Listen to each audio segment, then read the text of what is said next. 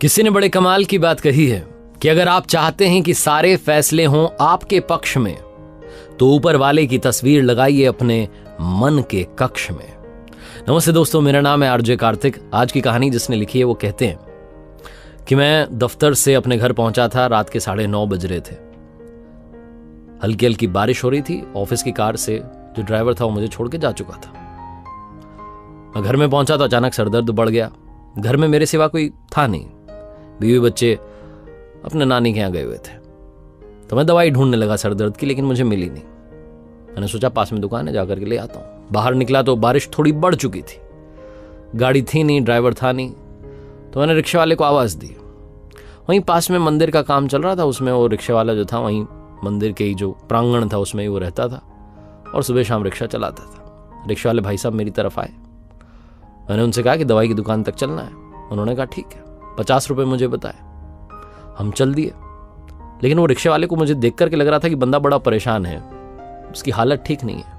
तो मैंने पूछा कि भाई साहब क्या बात हो गई। तो उन्होंने बताया कि 2-3 दिन से शरीर में दर्द है, हल्का हल्का बुखार है, लेकिन क्या करें, कोई सवारी नहीं मिल रही है, पैसे मिल नहीं पा रहे हैं, दवाई खरीद नहीं पा रहा हूँ। भगवान से पूजा पाठ में बस कहता रहता हूँ कि आप ही देखो। इसी उधेड़ बुन में हम पहुंच गए दुकान तक। मैं उतरा और दवाई की दुकान की तरफ गया तो फटाफट से अपने लिए दवाई ली और उन रिक्शा वाले भाई साहब के लिए भी दवाई ले ली। सर दर्द तो मुझे हो रहा था, उनको बुखार था। दोनों की दवाइयां मैंने लेकर के अलग अलग पैकेट बनवा लिया। और मैं सोचने लगा कि ये जो भाई साहब हैं, क्या इनकी मदद के लिए मुझे भगवान ने भेजा। ये सब सोचते सोचते मुझे ख्याल आया कि मुझे भी तो खाना खाना है, खाना तो पैक करवाना पड़ेगा। अब हिम्मत नहीं है खाना बनाने की। तो पास ही में एक रेस्टोरेंट था। मैंने रिक्शा वाले भाई साहब को इशारा किया कि रुके रहना, मैं आता हूँ। रेस्टोरेंट में गया। रेस्टोरेंट में अंदर जाकर के मैंने अपने लिए छोले भटूरे पैक करवा लिए। एक पैकेट रिक्शा वाले भाई के लिए पैक करवा लिया। मुझे लगा था कि शायद भूखा होगा। दोनों पैकेट पैक करवा करके दवाई खाना सब लेकर मैं पहुंचा। रिक्शा में बैठा, बातचीत करते हुए थोड़ी और रिक्शा वाले भाई साहब के बारे में जानकारी जुटाते हुए पहुंच गए वापस घर तक। घर के वहां जब उतरा तो रिक्शा वाले भाई को मैंने 100 रुपए का नोट दिया। उसने कहा अरे 50 ही बनते। मैंने कहा नहीं, रखो रखो, चिंता मत करो, ये दवाई का पैकेट रखो। एक गोली अभी, एक गोली सुबह, एक एंटीबायोटिक भी अभी और एक एंटीबायोटिक सुबह। सारा उनको कोर्स समझाते हो कि 3 दिन का कोर्स है, आप ले लेना, आप ठीक हो जाओगे। और ये आपके लिए छोले भटूरे का पैकेट। पहले खाना खाना, फिर दवाई लेना, फिर सो जाना, सब अच्छा होगा। जब मैं बोल रहा था तो भाई रोता जा रहा था। मैंने कहा क्या बात हो गई। तो रिक्शा वाले भाई ने कहा कि आपको पता है, मैं भगवान से कहता था कि कोई अच्छी सवारी भेजो जो मेरी मदद कर दे।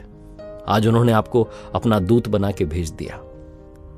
मैं उनसे कहता था मेरे लिए दवाई का इंतजाम करवा दो, शरीर में बड़ा दर्द रहता है, आपने दवाई दे दी।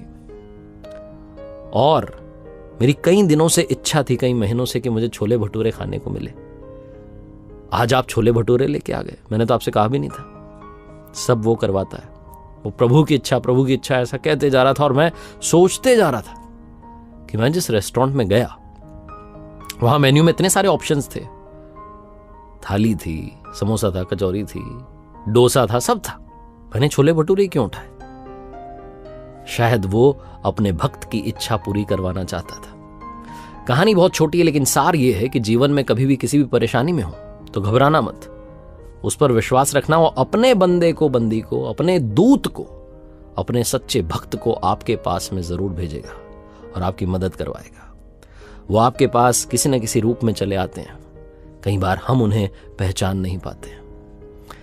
एक बार फिर से वही बात जो अक्सर आपसे कहता हूं, कर दिखाओ कुछ ऐसा कि दुनिया करना चाहे आपके जैसा।